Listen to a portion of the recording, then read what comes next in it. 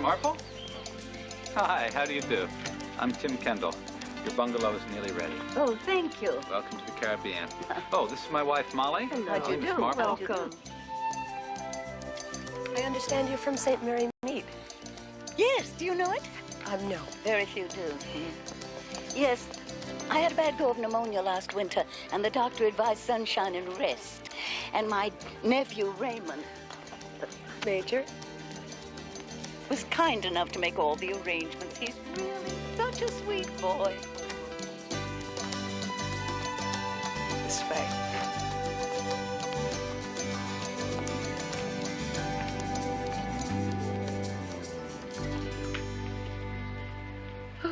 Oh. Oh, my, how lovely. Thank you. Oh. Oh, just a moment. There. This is Victoria. Just let her know if you need anything. Victoria. How do you do, Mom? No, I'm sure I shan't need anything. Oh, this is very nice indeed. What a beautiful hotel. Thank you. I shall let you freshen up. We have a tram to take you to the beach when you want to go. Oh, okay. the beach. I've left you an extra towel in case you want to swim. Swim? Quit bumping me. Slow down. I didn't ask you to race me back to the bungalow, you idiot. Now, Mr. Rayfield, your medication is overdue. If you'd left when I first mentioned I'll leave when I damn well choose. I've had a lot of good medication does that. Be careful. You nearly ran into that old fool there. You'll have to excuse the old grouch. I'm afraid this illness has made him a bit snappish. Oh, what a pity. Are you a relative of his? Oh, thank heavens, no. I'm his nurse, secretary, entertainment director, whatever he can think of. My name's Ruth Walters. And I'm Jane Marple. So nice to meet you. Ruth!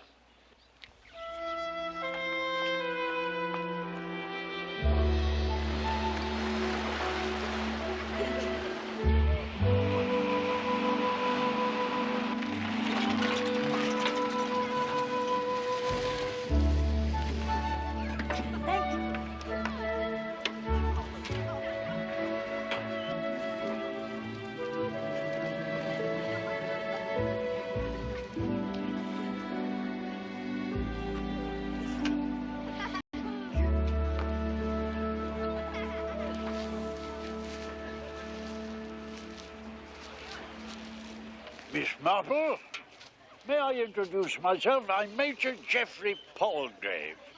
Molly tells me you're a misplaced Britisher like myself. May I join you? Oh, certainly. I'd welcome the company. I notice your notebook. Are you a writer, perhaps? Oh, not in any true sense of the word. I'm working on my memoirs. Just a little project to keep me amused. I've done a lot of traveling, picked up a lot of odd tales. No reason to let all that go by the board, is there? Do you do any writing yourself? Oh, my, no. Oh, good heavens, I wouldn't know where to begin. This is my creative outlet. Oh, that's not for you, is it? No, no. I'm doing this for Eleanor Kincaid's new grandson back in St. Mary Mead. St. Mary Mead? Yes, do you know it? I can't say I do. No, I've been almost everywhere, but I've not spent much time in England. High adventure, that's always been my cup of tea. I'm told this is your first time here. Would you like to take a look around? Oh, that would be lovely. Oh, you can leave your belongings here. Nobody'll disturb them. We don't have much thievery in these parts. Lots of scandal, though.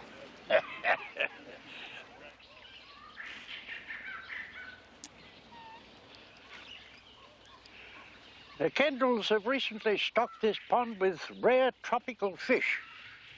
Previous owners didn't go for that sort of thing, but I think the Kendalls had the right idea. Spruce the place up, give the old hotel a shot in the arm. Have they owned it long? About 6 months or so. A lot of money tied up in it. Things will be sticky for a bit, I shouldn't wonder.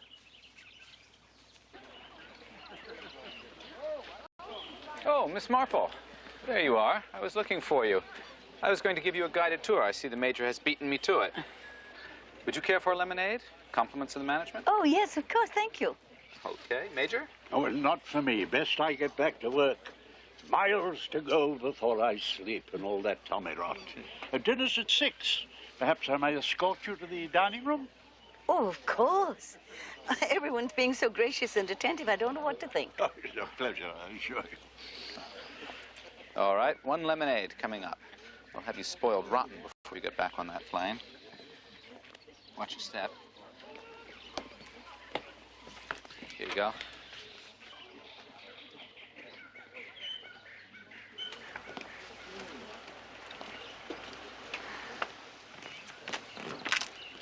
You play bridge? Look at that. I don't know why they call me lucky when every hand I get's a dog. No, that's table talk. I think we ought to throw the hand in. What do you think, Evelyn? Not throwing this in. Forget it. It's the best hand I've had all afternoon. Are you serious? Well then, might as well play it out. Pass. 2 spades. Pass. 4 spades.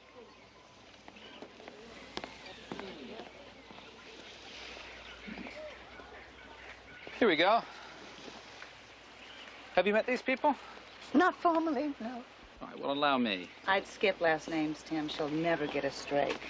I'm Lucky. This is Edward, Evelyn, and Greg. Nice to meet you. And this is Jane Marple, just arrived this afternoon. I love that. As though we hadn't memorized every face in sight. It's a small place. You'll know us all much better than you like. Really, my dear, your flippancy is beginning to get on my nerves. She doesn't mean to be pushy. Yes, I do.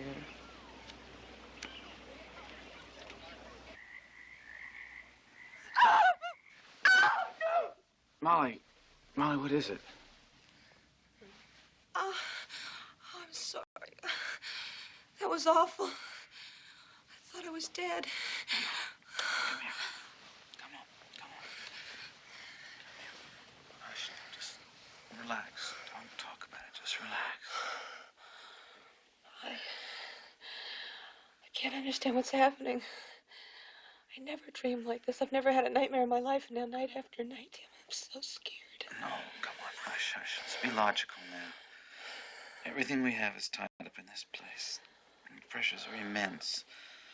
As soon as we're in the black, nightmares will go away. I promise. What would I do without you?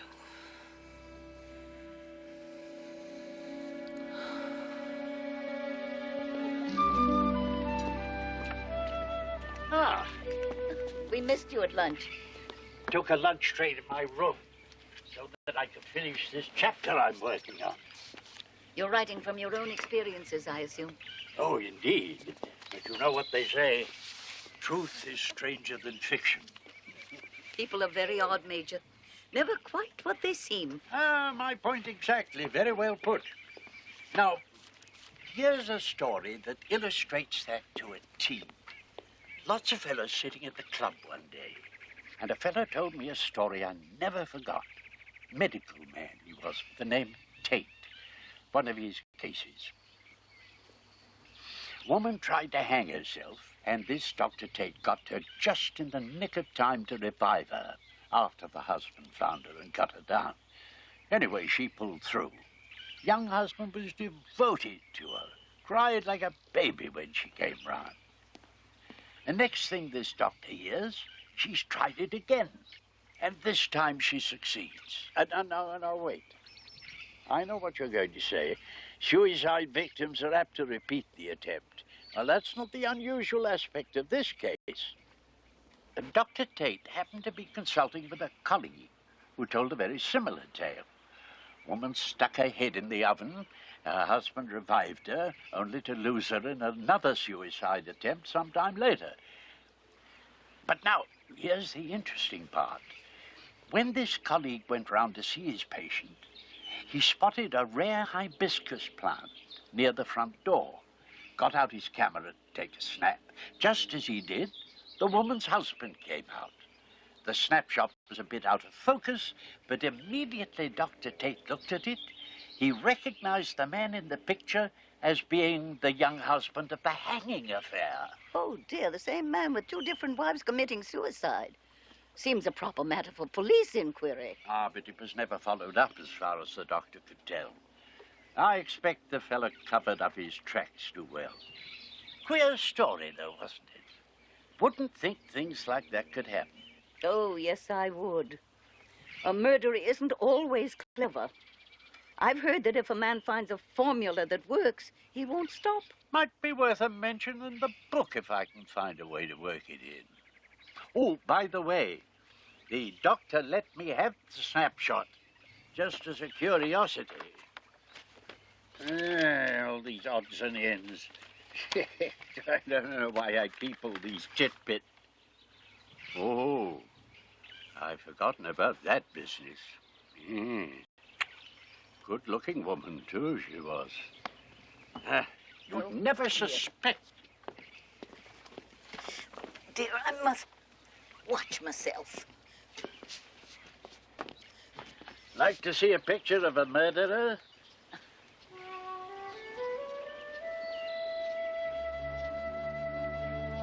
Well, I'll be damned.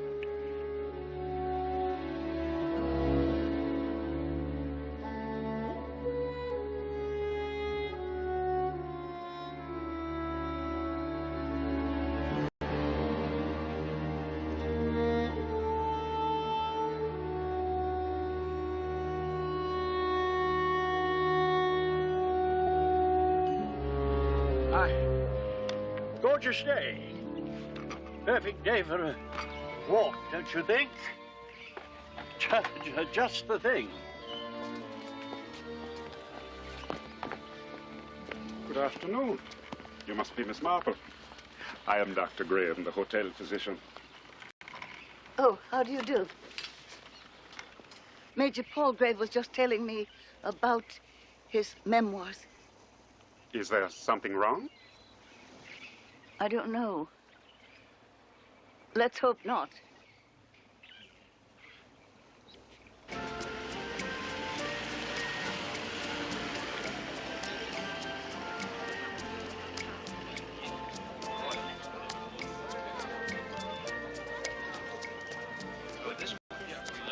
Excuse me. Would you take a picture of us?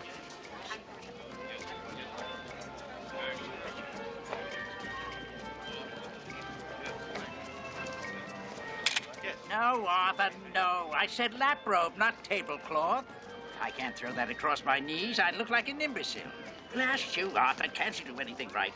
Now, I've been patient with you, but I'm about to lose my temper.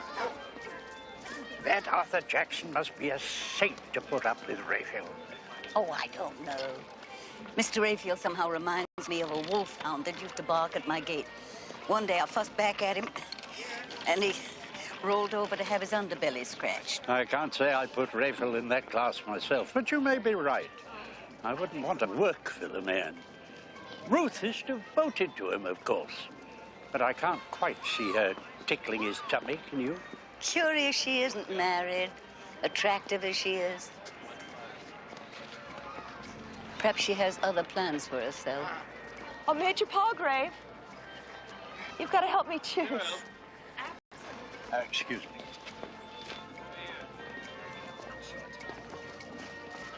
What do you think, the green or the blue? Come on, Greg, dear, let's go. What'd you buy? Nothing.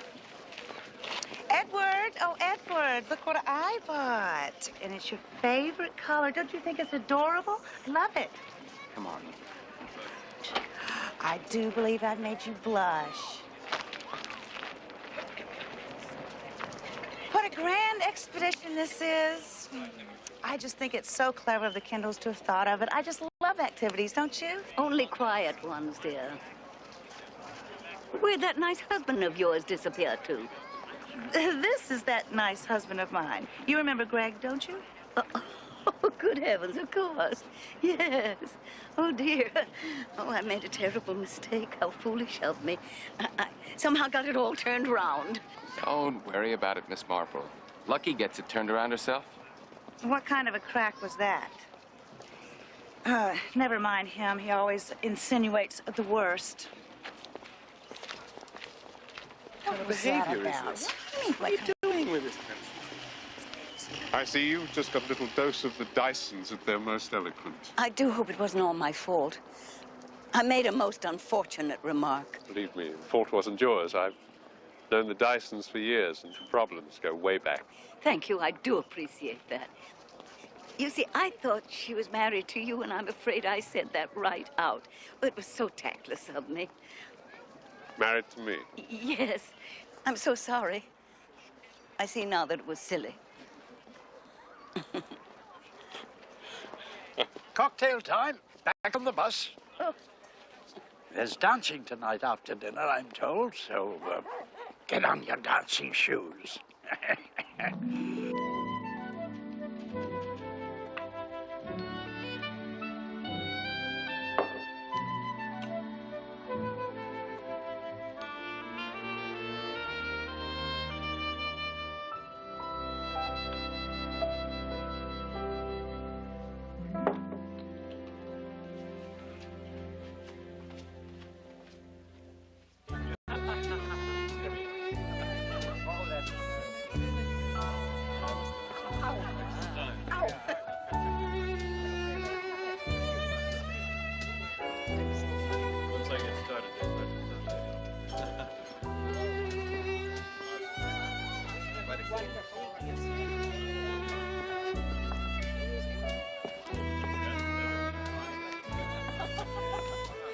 You're not dancing. No, I've been saving myself for you, Molly.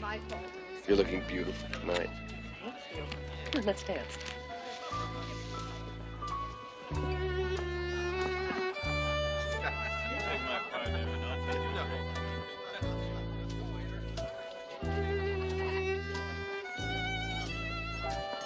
Oh, what a gorgeous shawl. I'd love to have one. How much did you pay? Catch me later. I'll give you the woman's name. They're native made.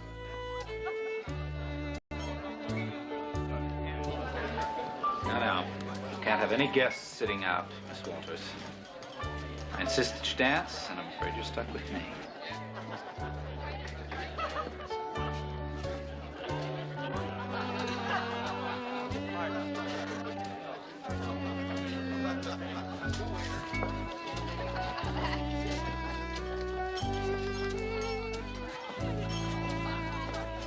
Such a wonderful host. The Kendalls never miss a trick.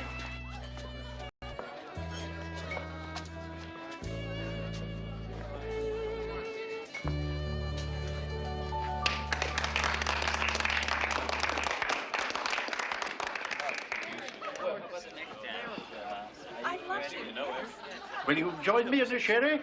Oh, yes, just one. Sherry. Not a good idea with his high blood pressure, is it? The Major doesn't seem to drink very much. Oh, but it's the alcohol with the medication that causes the problems. I have to be very strict with Mr. Raphael.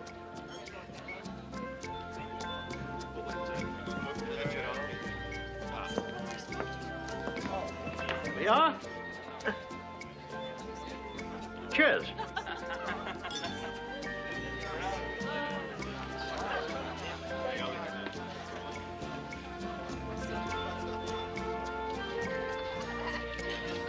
I want that man and he want me back. He want me back and I want that man. He want me back. I want that man cause he want me back. He want me back. I want my man and he want me back. I love that man. He love me so much. I want my man and... You want me to come back later, Major? I didn't know you're sleeping late.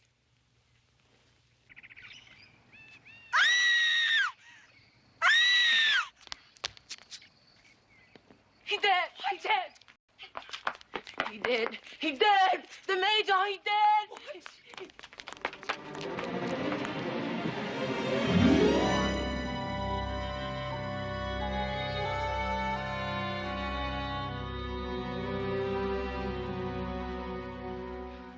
Miss Molly? Miss Molly? Miss Molly, Mama! Mama! Somebody! Somebody!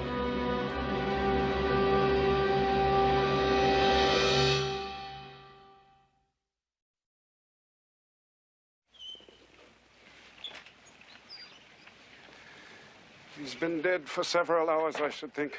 We'll need an ambulance, of course. Has someone sent for Tim? Mr. Dyson's gone to look for him. It's Molly I'm worried about. Well, let's have a look. I'm fine, really, I am. It's just so unexpected. Well, now, he was an older gentleman. He may have suffered a stroke, or perhaps his heart gave out. The medication he was taking indicates a rather severe problem with hypertension. Dyson told me about the Major. Darling, you all right? You look like you've seen a ghost. I don't know what happened. I just collapsed. Poor Major. I saw him, and the next thing I knew, I was on the floor. Victoria discovered it. I was just coming out of my bungalow when I heard a shriek. I guess it was his blood pressure. Darling, I want you to lie down. You've had a shot. Come on. Victoria, why don't you take the rest of the day off? You must be a little shaken yourself. Doctor, would you be kind enough to see Miss Marple back to her bungalow? Come on, darling.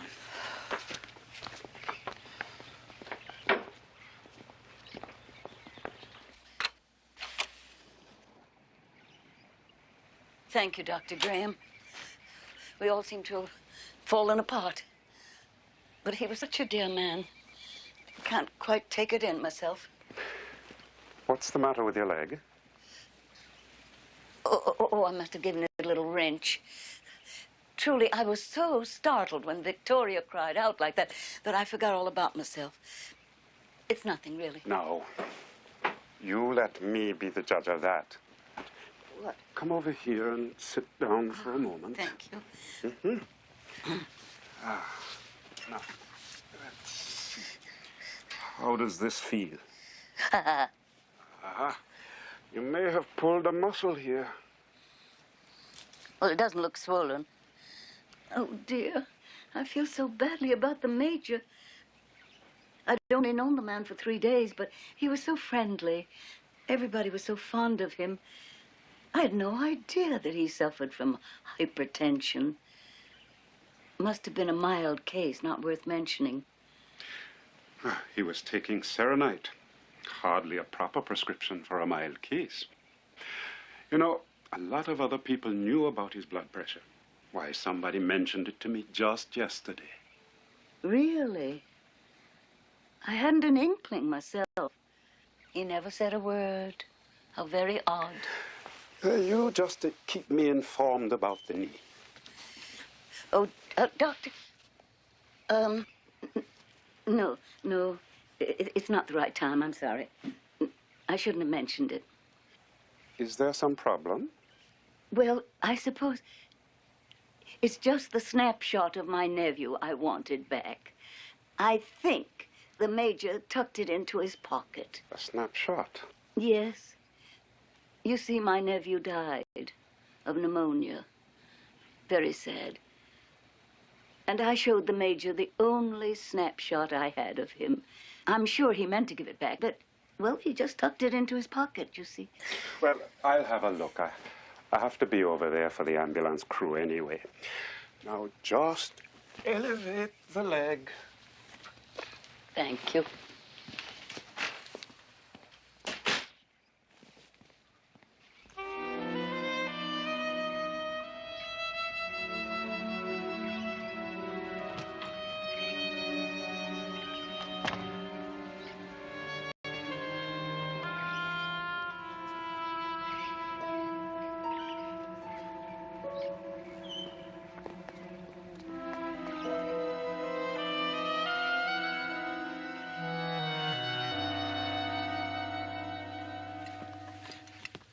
Well, you're finally up, I see. Yes. I suppose you heard about the Major. Yes, Evelyn stopped by and told me. Do you think he was murdered in his sleep, the way the tongues are wagging around here? Murdered? What makes you say a thing like that? It's just an expression. Don't be so touchy, for heaven's sakes. You know what I mean. I feel bad for the old boy, but it hardly comes as any startling surprise. He was old. Well, he wasn't that old. Evelyn said he was taking serenite. Does that ring a bell? What's the matter with you? You know very well that I take serenite myself. I don't like your tone. What is it that you're really getting at, huh? I didn't slip out last night, darling. You did.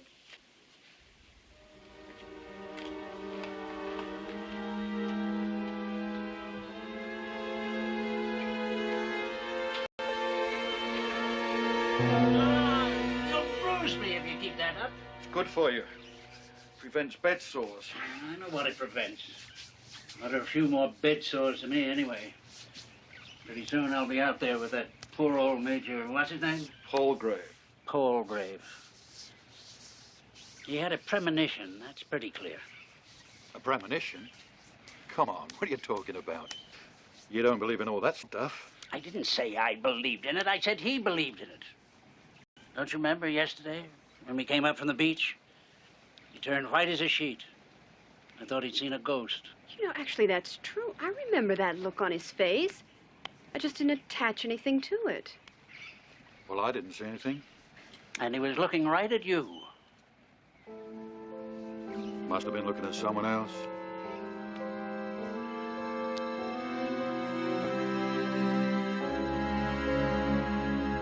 And so we say goodbye today to a good friend so far away from home. Major Palgrave first came to this island 15 years ago and loved it so much that he returned faithfully every year. He chose this spot as his final resting place, enchanted as he always was with the beauty and peace of the island. As we read in Matthew chapter 10, "Fear them not, therefore, for there is nothing covered that shall not be revealed, and hid that shall not be known. And fear not them which will kill the body, but are not able to kill the soul, but rather fear him which is able to destroy both soul and body." May he rest in God's grace. Ashes to ashes, dust to dust. Oh, give thanks unto the Lord, for he is good, for his mercy endureth forever. Amen. How's that knee? The knee is much better. Nice of you to inquire. We haven't found that snapshot of yours. I'm afraid that'll be a disappointment to you. Yes, it is. But I suppose it can't be helped. It wasn't in Major Palgrave's wallet? No, nor anywhere among his things. There were a few group photos, but none of your young man. Well, you did all you could. Perhaps someone found the photo and tore it up. Why ever would someone do that? I've no idea. I'm sure.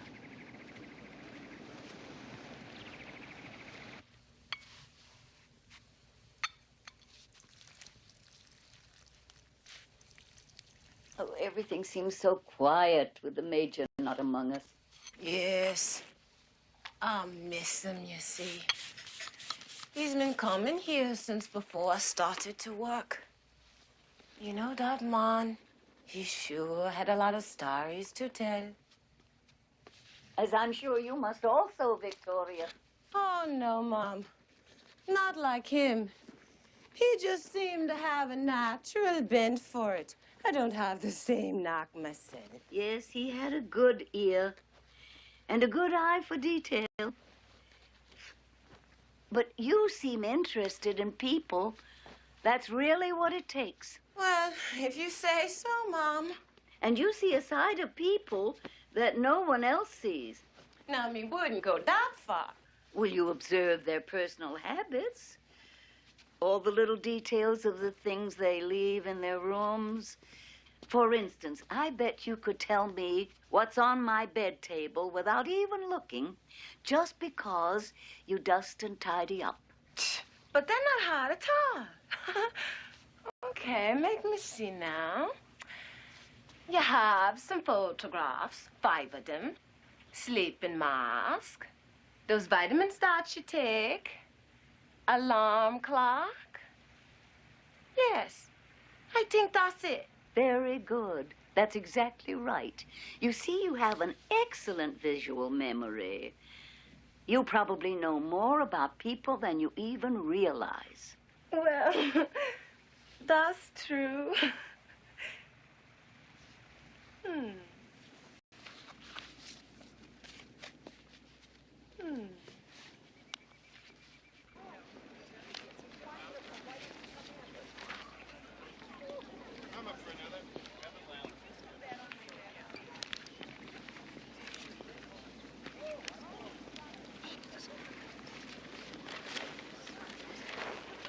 How are you, Miss Marple? We're all terribly sorry about the Major.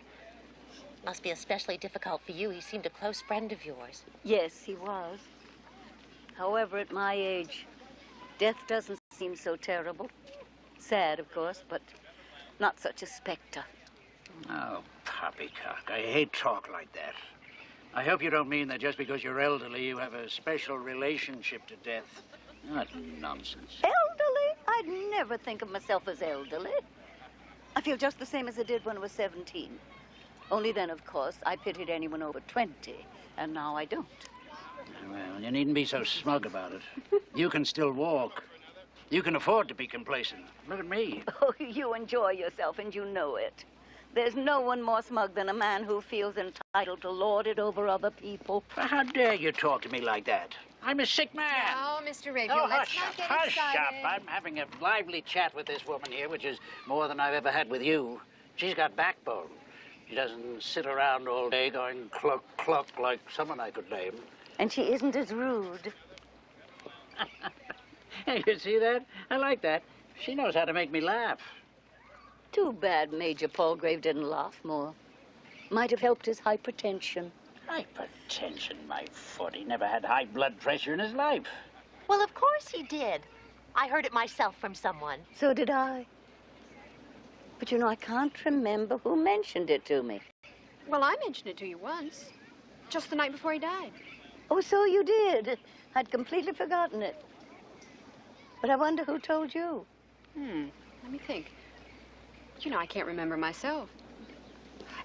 Edward mentioned it one day around the pool, didn't he? Oh, nonsense, poppycock. I told the Major that he shouldn't drink with high blood pressure, and he nearly fell off his chair. Said he didn't have high blood pressure, it was low. Doctor always had to take it twice. Oh, my. I wonder what to make of that.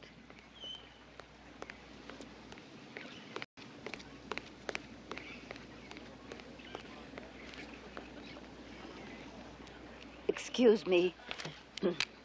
I want to mail these postcards.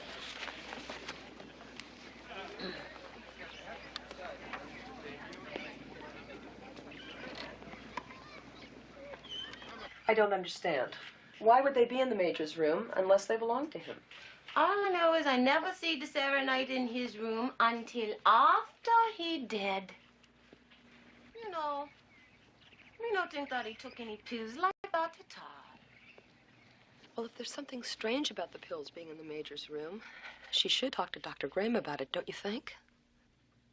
I think perhaps we should pass the information along. It's our responsibility if there's something not right about this. Thank you, Victoria. You were absolutely correct in coming to us. Well, thank you, sir. Thank you, Mom.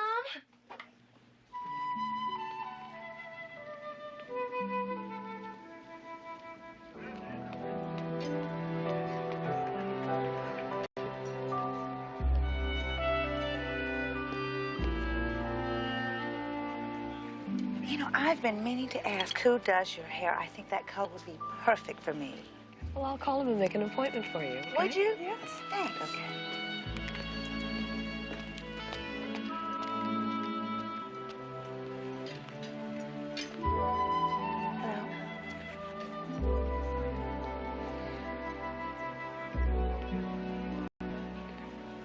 Dr. Graham, no, I'm afraid I've done a disgraceful thing. I told you a lie about the snapshot of my nephew. I made it up. Well, why would you do that? Because I knew that the Major had a snapshot of a murderer.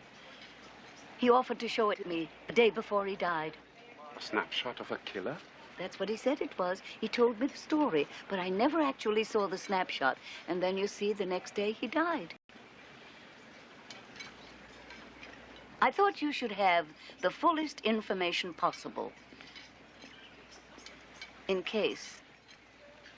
In case what? In case you decided to take steps about it. Steps? What sort of steps? Oh, I haven't an idea. A man in your position would know more about that than I. Perhaps an inquiry of some sort? I thought a doctor could do that. It did seem to me that perhaps there should be an inquiry. I had thought about that. Then perhaps there might be a way to check with Major Palgrave's physician in England. As one doctor to another. That sort of thing. To see if he ever prescribed serenite. Wonderful. How clever of you to think of that. What will you think of next? Perhaps someone should speak with the local police. Oh, my, that would be a step. I can see that now. Excellent. Well, I must be off. I wish you luck. And Dr. Graham, it was most kind of you to talk with me about this. Really, it was.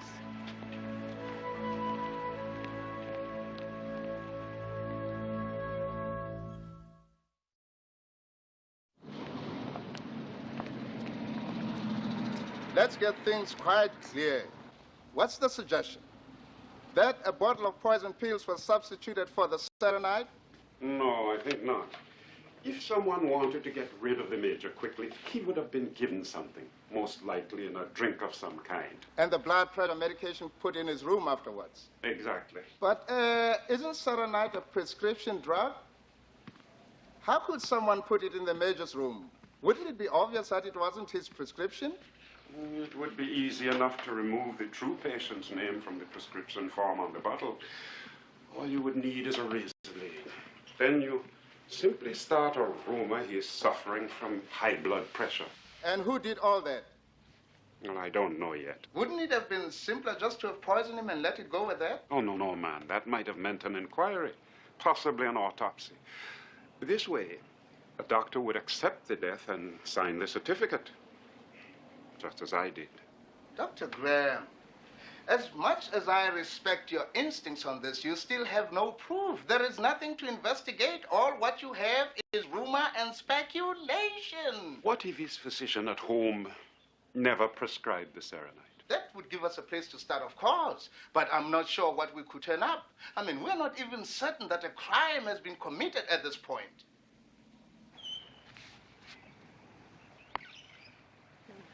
Hmm?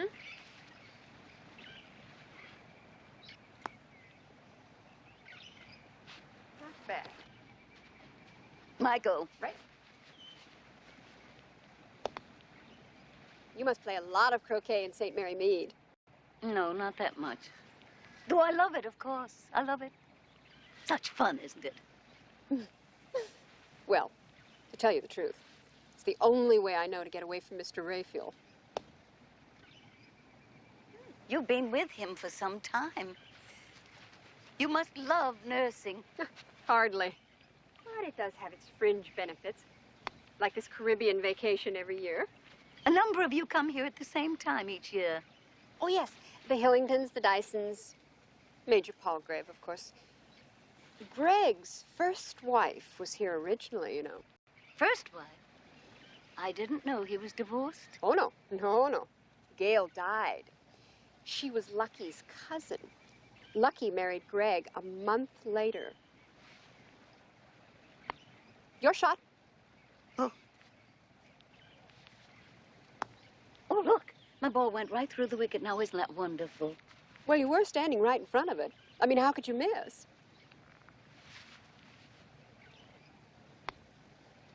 You never married, then? What makes you say that? Did I say that? Oh, that's stupid. I was thinking aloud. I mean, a woman with a husband wouldn't be able to make extended trips. That's what was going through my head. I was married, actually.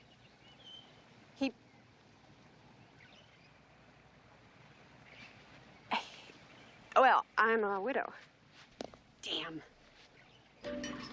Good evening. Hi. Hello. Oh, Miss Mother. Marple. Enjoy your dinner. Thank you.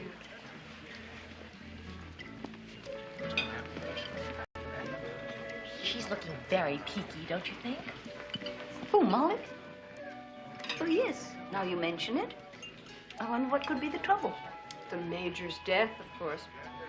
They're afraid the tourist trade will drop off once the word gets out. You know how people are. Apparently, the police have been consulted. Oh, my. Whatever for? Well, that's what I heard, too. I had no idea that anything was suspected. Well, Tim's the one I feel sorry for. This could ruin him. He's got everything tied up in this place. Oh, goodness. I thought it was a joint venture, the two of them. But then, of course, I could get my facts mixed up. Well, probably is her money, too, but she's hardly being much help.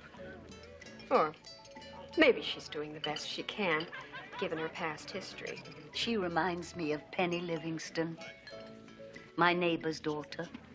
She went all peaky, used to faint. They never did find out what it was. I heard it was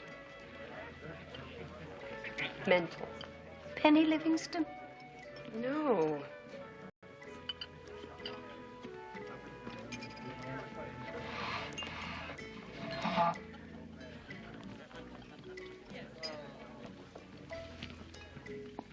Hi. Good evening. Guess what? After dinner, we have shuffleboard. Shuffleboard? I've been forced to give it up. I have a trick knee. Such a pity. I'm sorry to hear that. Well, you'll make an excellent cheering section then, won't you? We'll see you over there. Bye-bye. Enjoy your dinner. Good evening.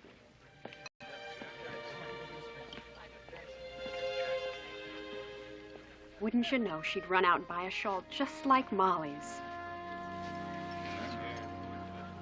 I'd like to cut our holiday short and go home. Edward, why would we do that? What's bothering you?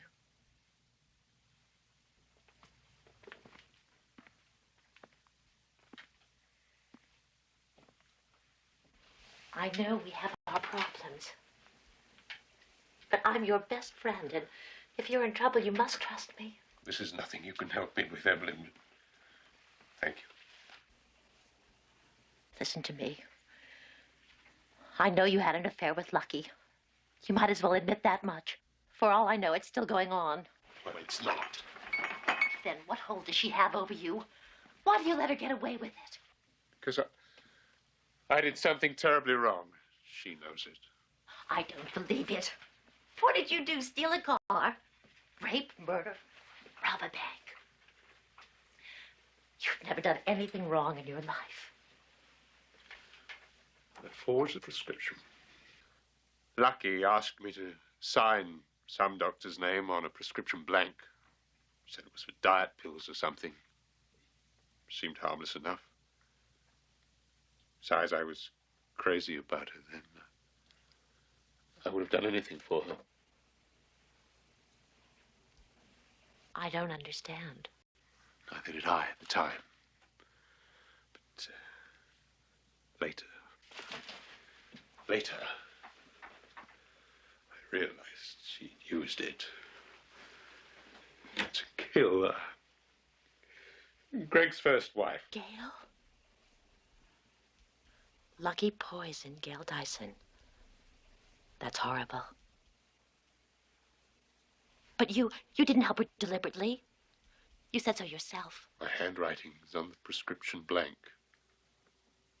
I bought the medicine. And now she's holding it over you. A blackmail of sorts. I swear if I don't get away from this place, I'll kill her.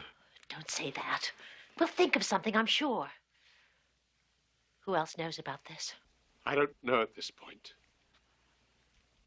Well, we'll just have to see, I guess. Maybe no one else knows but her. That'd be nice. Don't you think? Hey, Ruth. Have you seen Miss Marple? She's wanted for the darts tournament. Well, no, I haven't seen her, but she's usually out on the patio right about now. Oh, okay.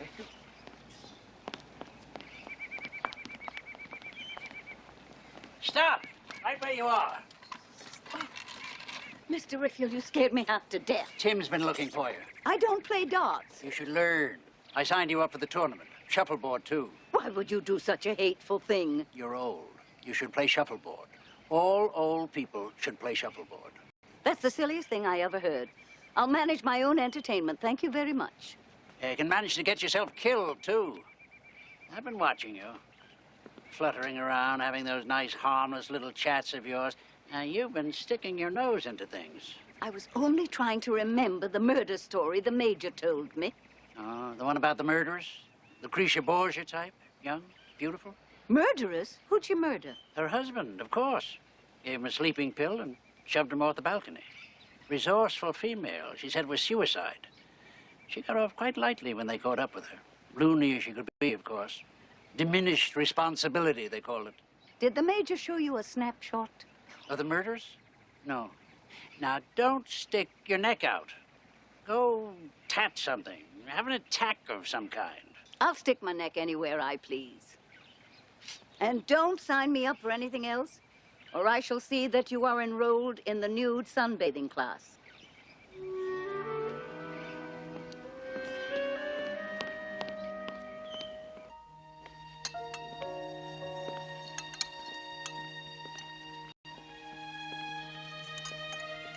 Mrs. Kendall? Mrs. Kendall? Yes, John, what is it? Where do you want this? What? The flowers? Where do you want them? Oh, why don't we put those on the center table right there? Can you do that for me? And I want the band set up promptly at 8 o'clock for the costume party. Would you please remind them?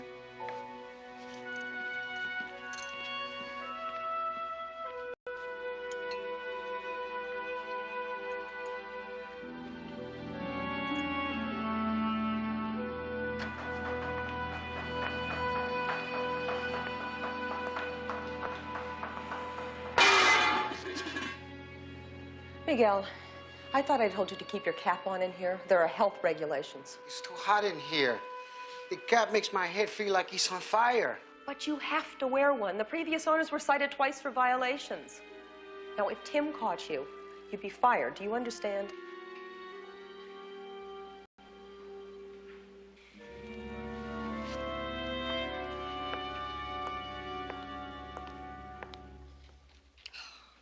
You're going to look absolutely wonderful for the party tonight. You really think so? I don't often have my hair done. About time you did, then.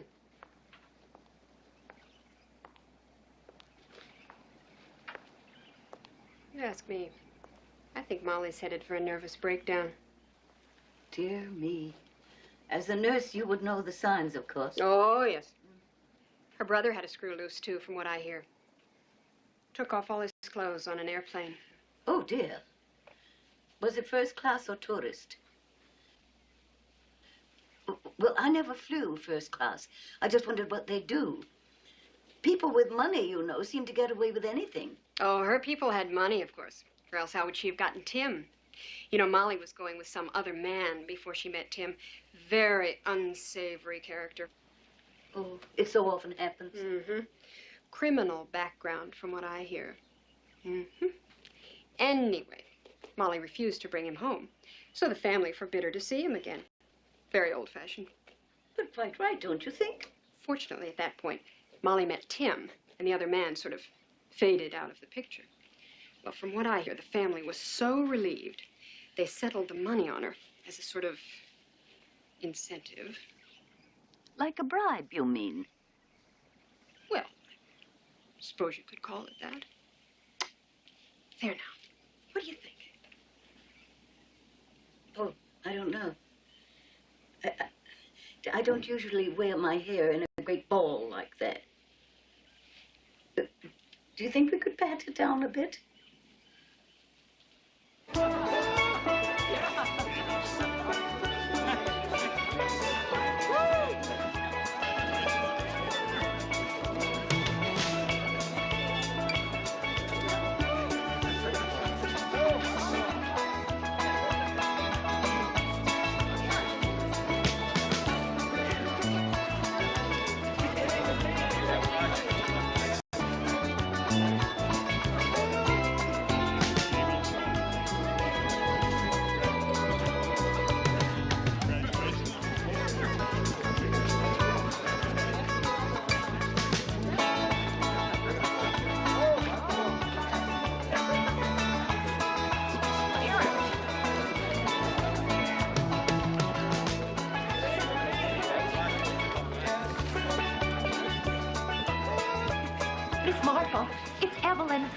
Have you any idea where Edward is?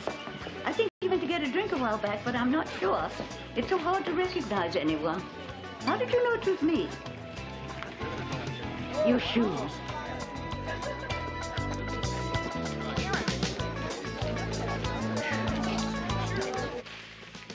Mr. Dyson. Oh. Please. Yes, what is it? Don't this belong to you, no? Yes, of course. That's my bottle of Serenite. Where did you find it? Where it have been put? In the gentleman's room. What gentleman's room is that? The gentleman that is dead. Me no think that he sleeps so good in his grave, you know? I don't understand what you're getting at. But you will, Mr. Dyson, sir.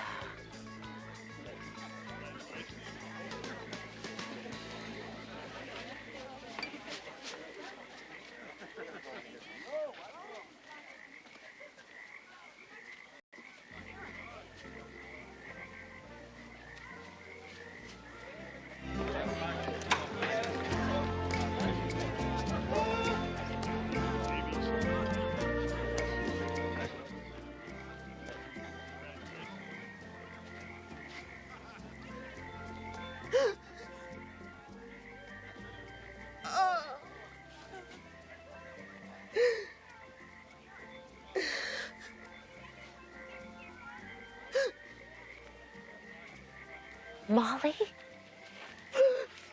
Molly, what's wrong? There's nothing wrong. Well, of course there is. You wouldn't sit out here and cry for nothing.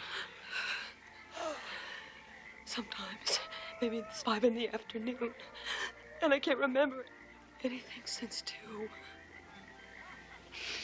And I find myself in a different place. Sometimes I'm even wearing different clothes, and I don't remember anything. You must see a doctor. No, don't say that. I'm fine, really. It's just a stress. You're all right.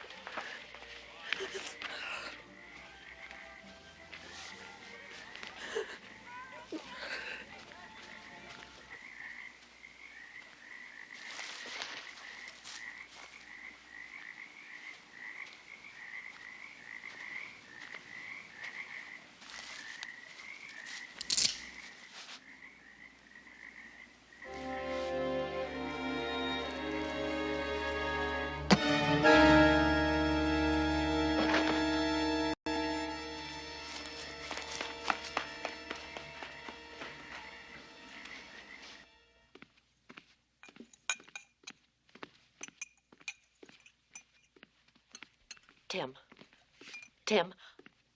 I really think we should find out where Molly's gone. She seemed terribly upset, almost hysterical. Has she seen Dr. Graham about all of this?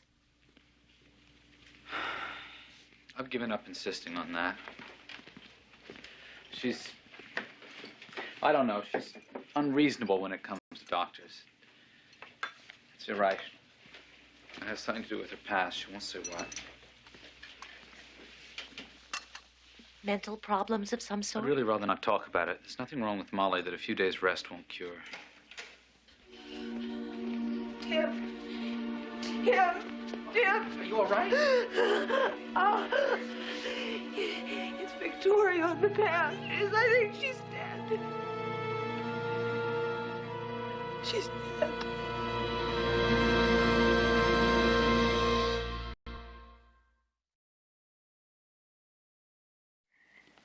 The medical examiner is on his way. He'll bring the ambulance crew with him. Did Dr. Graham ever get word back from Major Paul Gray's physician? Oh, yes, it was just as he suspected. The Major never had any high blood pressure in his life. I wish now I had more to go on at the time. We might have prevented this. Please, come in. Mr. Dyson. My wife's in the bedroom. I'm assuming you'd like to speak to her separately. Yes, sir. It's the custom, if you don't mind. Oh, not a bit. Anxious to be of help. Please, sit down. Thank you. It's too bad about this girl. She was nice. We both like her. I might as well come straight to the point. She approached me tonight, not 2 hours before she died. She returned this bottle of Serenite someone had apparently taken from my room. When did you notice the pills were missing? Oh, about a week or so ago. I have half a dozen bottles in the suitcase, but I only keep out the one that's in current use. And you asked Victoria whether she knew anything of the missing supply? Yes, I did. She said the last time she'd seen it was on the shelf in our bathroom. She said she'd look around. And after that? I told you she came and returned the bottle to me tonight on the path. She told me then she found it in the Major's room. I have no idea how it got there, but... But you think she knew? Exactly. Mr. Dyson, why didn't you mention the missing Serenite at the time of the Major's death? Didn't it strike you as odd? Why should it? A lot of people take Serenite for high blood pressure. It's no more unusual than aspirin for headaches. Besides, as far as I've ever heard, the Major's death was supposed to be from natural causes. If it had been labeled murder, of course I would have spoken up.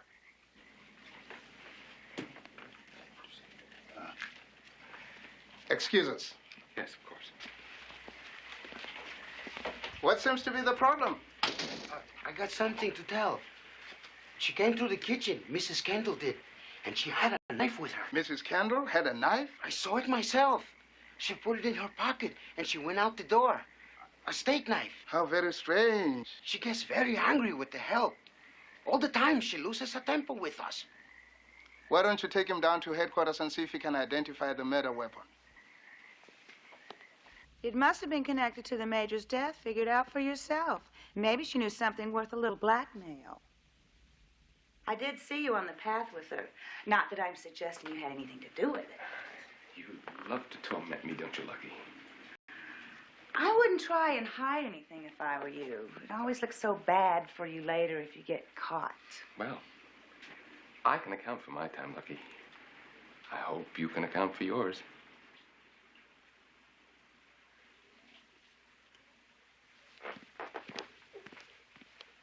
I don't want to worry you, Mrs. Kendall, but I have to ask you a few questions.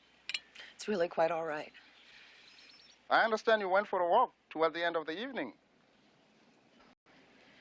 Did you take a knife on your walk? A knife? Why would I take a knife? Someone apparently had seen you tuck a knife in your pocket at one point earlier in the evening. I was wondering if it was still in your possession late that night. I don't remember. Unless it was before dinner, I believe I picked up a piece of cutlery then. There was an extra knife at one of the places on the table. And you don't remember if you still had it with you? Well, I can't think why I would, but I really can't say. I might have. And did you like this girl? Victoria. Was she good at her work? Yes, she was nice enough and efficient. She had never threatened you. Captain, I didn't kill the girl, if that's what you're getting at. I wouldn't hurt anyone. But you did have blood on your hands when you came in. Your fingerprints were on the knife that killed her. But I didn't do anything, I swear it. Somebody's trying to make me look as if I'm guilty when I'm not. Or so it would seem. Thank you. You've been most cooperative. I'm certain we'll be talking to you again. Good day, Mrs. Kendall.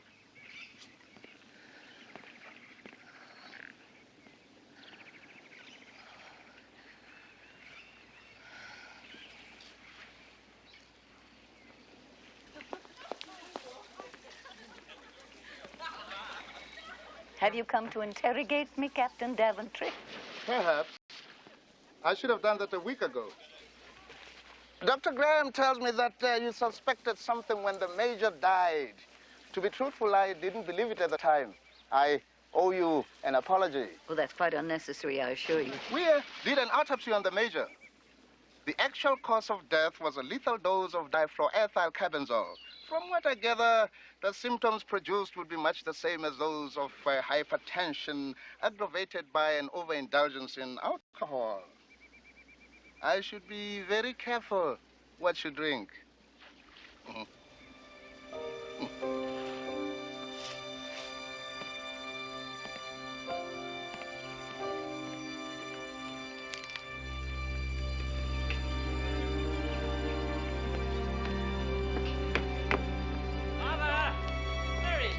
Never around when I need him. Arthur!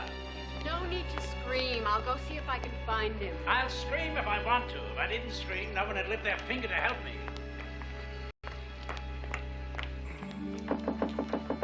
What do you want? Oh, I'll just drop back when you're feeling more sociable. I feel perfectly sociable. Anyway, Ruth shouldn't mind a little abuse. I'm rewarding her very handsomely in my will. Oh, how lovely. Then perhaps you'll stop yelling so that we can have a little chat. Give me a push here. I'm looking for my briefcase. I don't seem to be able to find it anywhere. Maybe it's out here on the patio. Ah, there it is. Yes. Would you hand that to me, please? Thank you. I've decided to trust you. We have to put our heads together and get to the bottom of this. The Major was bumped off, as they say. Captain Daventry told me so himself. I knew it. I knew it. Then all that talk about high blood pressure was just poppycock. Yes. Oh, somebody was very clever putting that story about. It only needed a murmur here and there. But you know, Victoria must have known who it was.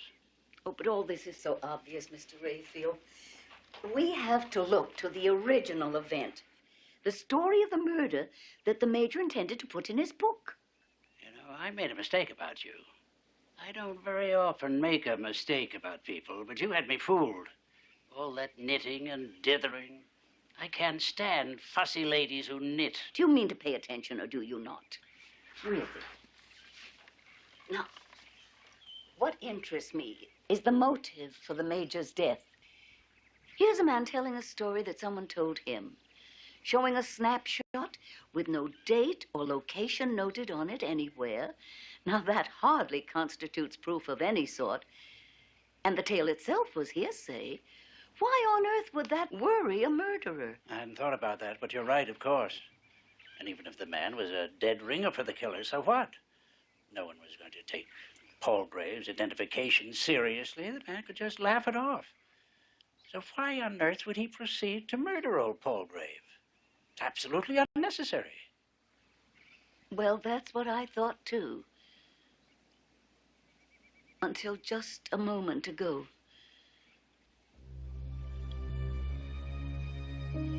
Of course, I could be wrong. Now, will you stop that silly business with me? You know perfectly well what you're talking about. There could be a very powerful motive if what? If there were going to be another murder quite soon. You mean one that had been planned all along? Yes, indeed. I suspect that the Major and Victoria were killed just to clear the way for someone else's death. But whose? Oh, dear. That's just it. At this point, I haven't the faintest idea.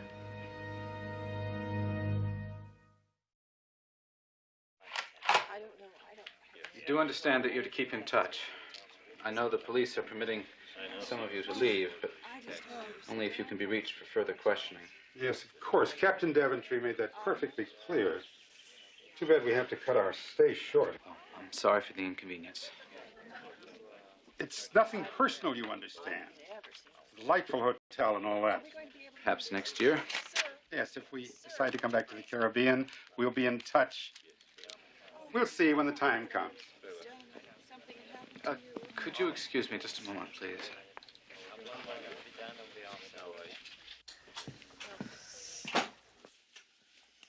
What is it? It's too much is what it is. 16 people have checked out this morning. At this rate, the hotel will be empty by the end of the week. It's my fault. It's all my fault. No, it's not. You didn't do anything. It's just... I don't understand what's happening. I mean, who is doing this to us? It's like some grotesque form of sabotage. I am crazy. I know it. I don't even know where I was that night. I don't remember how I got on the path. Stop it. Now, you stop it. You listen to me. I know you didn't do anything. But who did? Who hates us this much? I don't know. I don't know.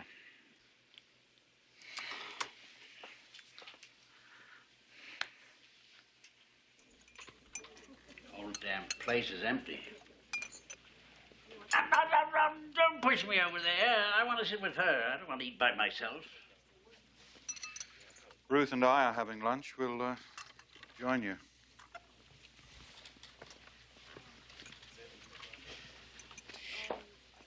I don't want to eat with you. Come on now, do as I say, for heaven's sake. Suit yourself. I had to be especially rude just so we could talk. Did you say specially? How much do you know about him? Well, not very much now that you mention it. He was a pharmacist, lost his license in some scandal or other. Nothing very serious, but enough to make him tuck his tail in and disappear. Seems the ideal job for someone in hiding. Mr. Rayfield? Miss Marple? Oh, I've got to stop grinning like this. I feel like a Cheshire cat. I can't stand that fellow. That doesn't make him a murderer, you know. You don't like half the people here. I don't like any of the people here. Except you, of course. That fellow's got 2 points against him. First, he had that high blood pressure stuff, what do you call it, the serenite.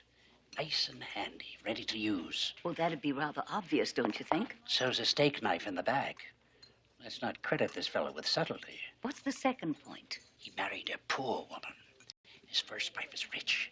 He's been living off her money ever since she died. And under peculiar circumstances, so I hear. That's just my point. Suppose he wants to get rid of this wife so he can marry the next. Then Lucky would be the intended victim. Mind if I sit here? Those are taken. Oh, well, I think I'll try and sit with Greg. Why'd you do that? I will not have lunch with a suspect. But how can one get information if one doesn't talk to people now and then? And besides, I'm sure we shouldn't make assumptions about killers. We don't really know what drives people to murder, do we? So anyone could be guilty, you see. Like Hillingdon over there? Perhaps. You know, I rather fancy Hillingdon myself. You know, I have an idea there's something very odd going on between him and Lucky, don't you think? I quite agree. And yet I can't help feeling that it isn't as simple as all that. I wonder if Evelyn isn't actually the one to keep an eye on in this case.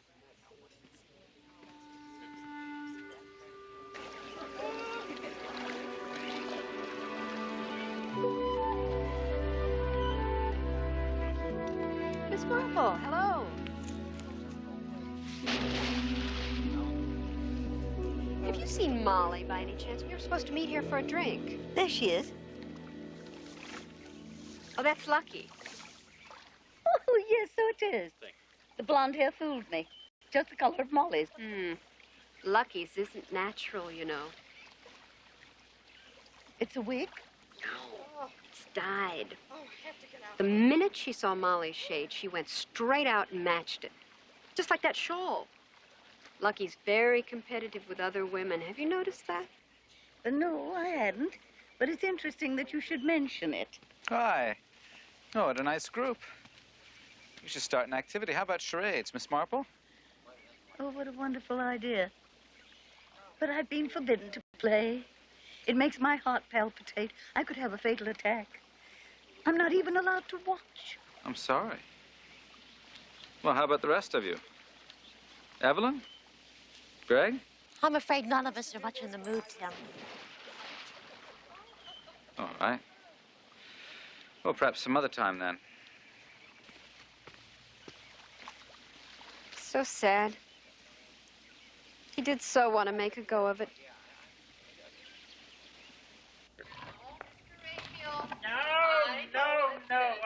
No, I don't want it. No, well, you're going I'm not to going to have it. All I've got is a little piece of fish, that's all. discussion about this. I had a big lunch. That's all. I had that last night and I'm sick. No, I'm going to have a piece of fish.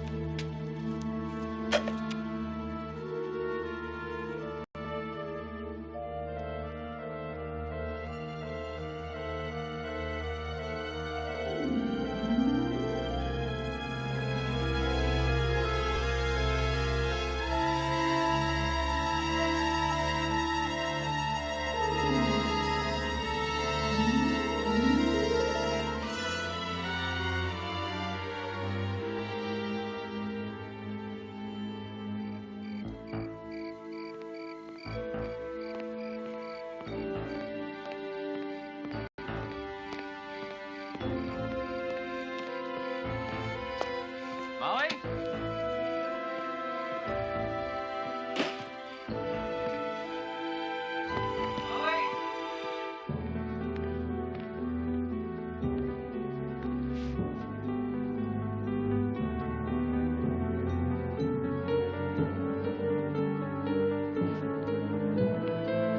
Molly?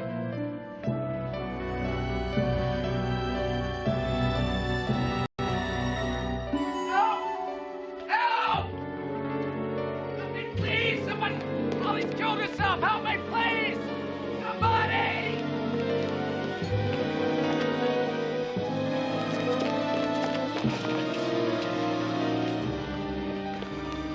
She's on the floor in the bathroom. Greg, get the doctor, please. Let me through. I'm a nurse. Which one? Here. Easy now. Easy. Let's see. I've got it. I've got a pulse. Get her onto her feet. Let's see what she took.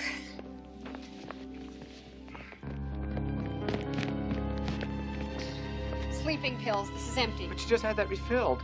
Wait on the porch. No, I'm staying with her. Out! No, Go on. Take him out.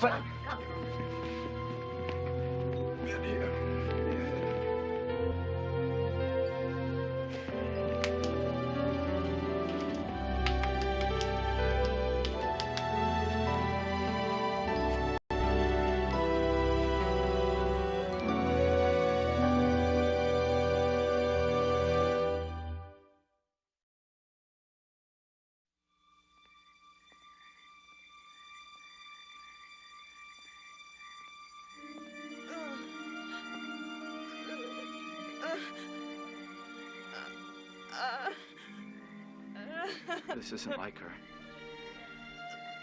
She isn't like this at all. I can't believe she did this. She couldn't have. The doctor says you can come in now. All right, everyone. Everything's fine. You can go back to your bungalows. She's fine.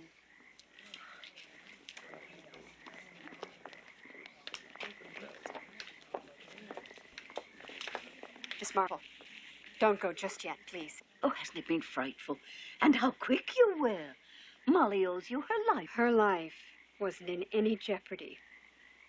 I think our Miss Molly was faking the whole thing. Oh, but she was in coma. Her face was white as a sheet. I saw it myself. I took her pulse. She's strong as a horse. I'm not sure she was even unconscious. She was acting. But she did take an overdose. Oh, yes, she took the pills. There's no doubt about that. But I've seen this kind of thing before. She had it timed right down to the minute, figuring he'd be back. But why should she do a thing like that? What possible reason would she have to fake? Maybe she was setting up a plea of temporary insanity. Insanity? In case she's accused of murder. Everyone gets off on that defense nowadays. She's sleeping now. I think perhaps you should take Tim up to the bar for a drink. He's a bundle of nerves. I could sit with Molly if you'd like. Someone should keep an eye on her, don't you think? No, I'm all right, really. I'll stay. You better buy me a drink. I need it worse than you do. You go on. Doctor's orders. Come on.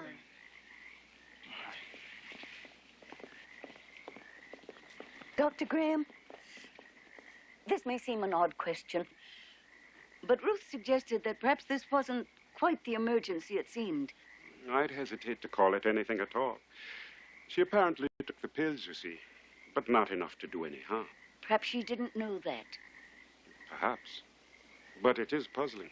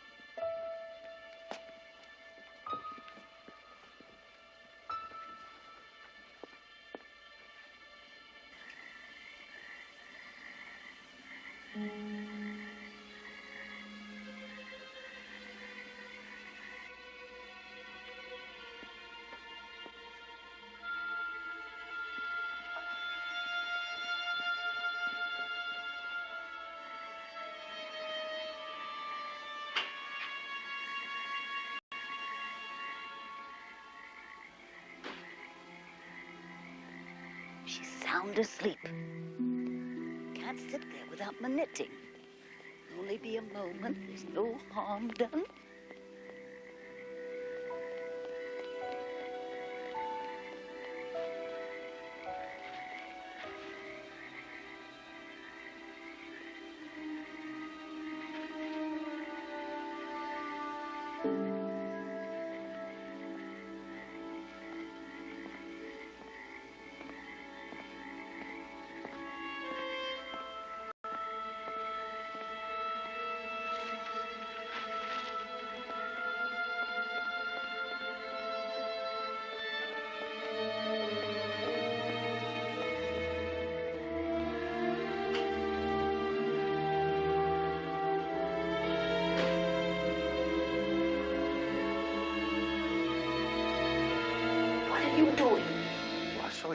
I thought someone should be here. Ridiculous. You're searching through Molly's cosmetics. I want to know why. All right. I have been watching Molly. I'm convinced she's being drugged. I thought maybe it was some product she used every day. Face cream, lotion, something like that. You see, preparations like belladonna and atropine can produce very bizarre effects. Why didn't you go to Dr. Graham with this, or the police? Look, please believe me, I know it looks bad. But I'm only trying to protect Molly. From whom? Who would even think to drug the poor woman, torment her like that? Why do you? I mean, the bungalow's left open all day. Anybody could sneak in. Yes, indeed.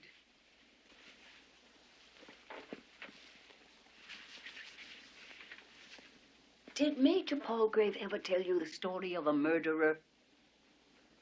Oh, well, there was one. I can't remember the details, but I think it was about a modern-day Lucretia Borgia. Lucretia Borgia? Was that the phrase he used? Yes. The one who poisoned people. Oh, Dr. Graham, I'm so glad you're back. She's asleep. I have something I must do. Well, you run along then. I'll tend to Molly.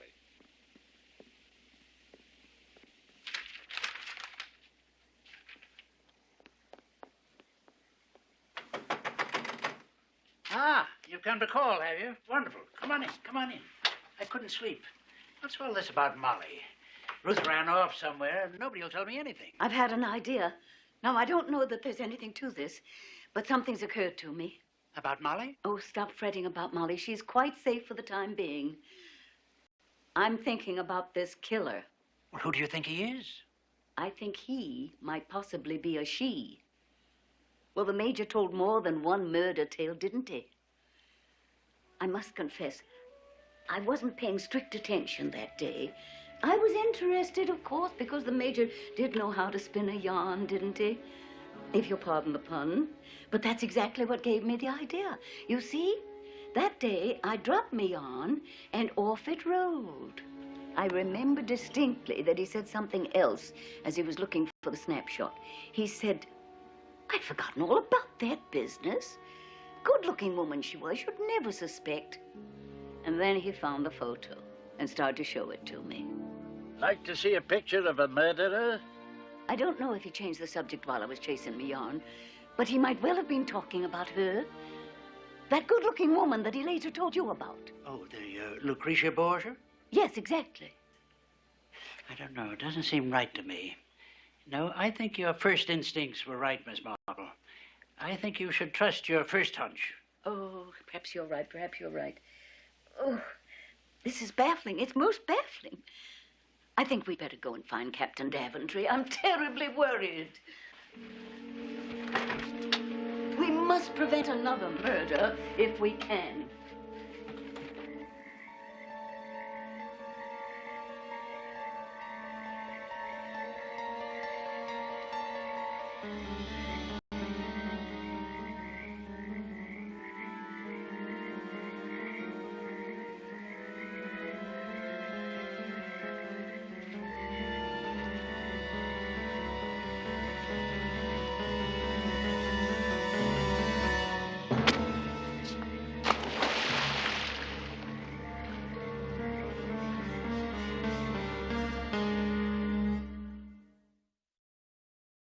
Miss Marple. Miss Marple, have you seen Molly? Dr. Graham turned his back for a moment. She disappeared. No, we just came down the path. We didn't lay eyes on her. Look, please, I've got to find her. Will you help me? Hold on. She can't be far. How long has she been gone? Will you stop chattering and go on? Calm down, Tim. Okay. Go on, go on, go on, will you? For heaven's sake, don't worry about me.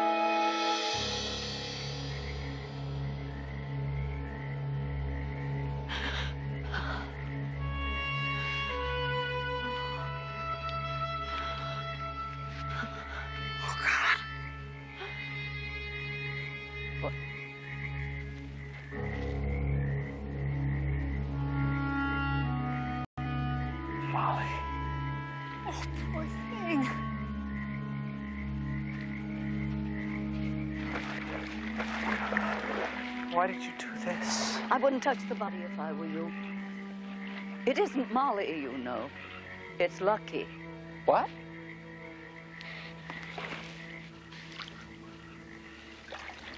I can't understand it.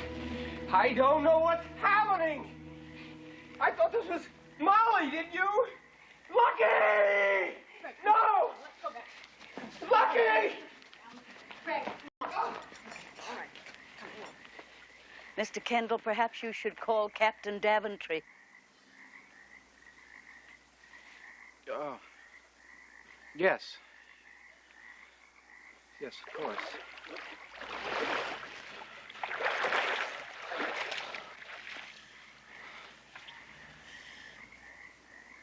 Are you sure you'll be all right? Oh, yes, I'm sure I shall be quite safe.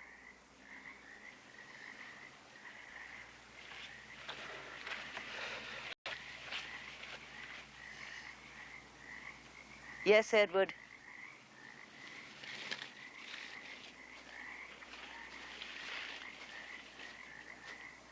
You knew I was there.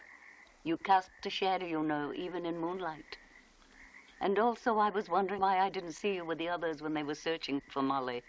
Miss Marple, I had nothing to do with this. Please believe me.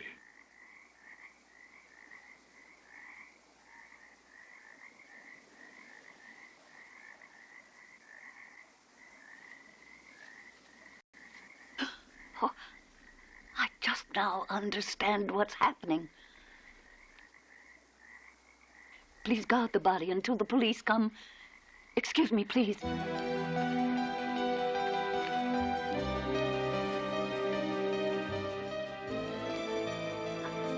Oh, we may have to act quickly, very quickly. I should have known from the beginning what was happening here. It was so simple. What was simple? Oh, you'll have to trust me. I need your help. Lucky's been murdered, and Molly is missing again. Molly? What's Molly got to do with it? Everything.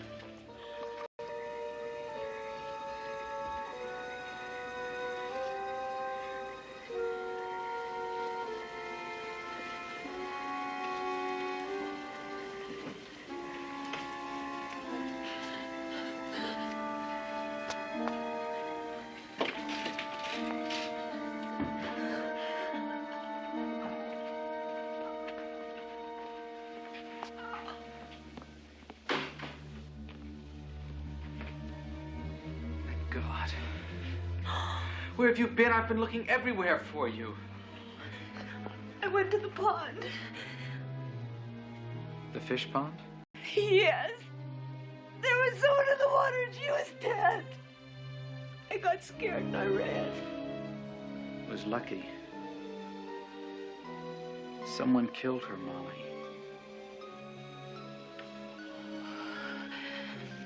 I didn't kill her, really, Tim. I didn't kill her. Oh, I'm sure I didn't do it. I would remember that if I had done it, wouldn't I? Are you sure?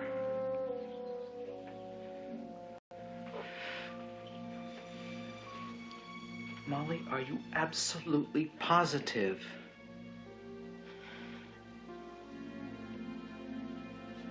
No. No.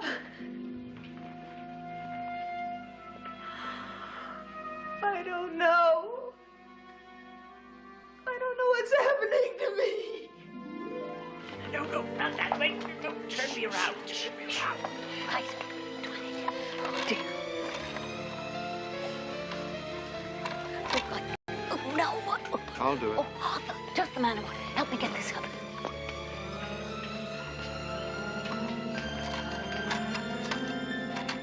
Drink this. Come on, it'll help you relax. Go on. I can't. My teeth are chattering. Darling, you must. Go on. It'll help you. Hey! What are you doing? Hold that glass tightly, Mr. Rayfield. Don't let it out of your sight. What is going on here? Evelyn said she saw Molly heading this way. Here she is. You were right, you know. I should have trusted my first instincts. I dare say when the contents of that glass are analyzed, you'll find it contains a lethal dose of narcotic. It's been the same pattern in every case, and just as the Major recited it. He told me a story about a pair of clever murders and started to show me a picture of the killer. Then something startled him. I realized he was staring at someone, but I couldn't tell who it was. One of you in this room had to be the murderer. You overheard the Major's story and realized he had recognized you. You knew there was no time to lose. The Major had to go. The Major was given a snapshot of a murderer, and that murderer was you. This is ridiculous. Later, he had to kill Victoria, too. because she remembered catching sight of him in the Dyson's bungalow with the Serenite. Once she realized what he was up to, he had to take care of her too, because his real aim was to kill Molly. So that's what's been going on. No, it's not true. Not a word of it is true. Tim, darling, you could never kill anyone. It's that horrible girl you married. It's Molly. She did it. I believe in you. I love you Shut and up. trust you. Just You could shut never... up! You stupid woman. Do you want to get me executed?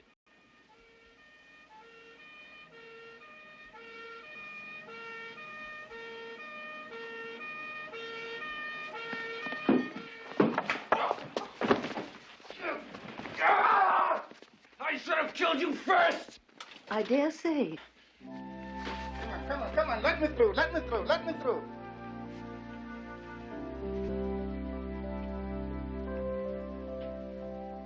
I'm afraid that you contributed to this, Arthur. You were the one who told Tim that Mr. Raphael intended to leave Ruth Walters a tidy fortune on his death. Was stupid of me. I think we'll find that Tim Kendall himself was the undesirable suitor in Molly's past. She as much as admitted that the two pretended that her disreputable lover had left the scene. Her parents had never seen him anyway, and so it was easy enough for Tim to come back round and present himself as the new and suitable son-in-law on whom they settled so much money. Then when Molly's money began to run out, he had to find someone else with money, and Ruth was it? Yes. I'm afraid if he had succeeded in that plan, he'd have found a way to remove you from this earth, too. He had just about persuaded Molly that she was insane. And, of course, he had been slowly poisoning her for weeks. But why did he kill Lucky? Oh, that was a case of mistaken identity. He had sent Molly out to wait for him at the tropical fish pond, but she had a blackout and wandered off. He meant to drown her, of course, and pass it off as a successful suicide attempt. It was Lucky's misfortune to find herself there instead. Well, at least we can all rest easy, now that the murderer's been caught. Thank heaven for that.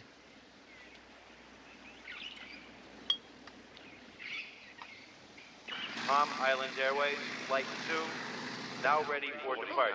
Yes, have a safe trip. Oh, and Molly. Oh. You must come back next year. Compliments of the hotel for as long as you like. Oh, thank you, dear. That's most kind of you. But, you know, I think I'd be more rested if I just stay in St. Mary Mead. We don't have darts and shuffleboard. Confounded, why must you be so slow? Miss Marple can't stand there all day. She's got a plane to catch. Well, you seem to be in fine fettle this morning, Mr. Raphael. Here, I got you these, and they weren't cheap. No sentiment. I won't tolerate any poppycock. Well, I should hope not.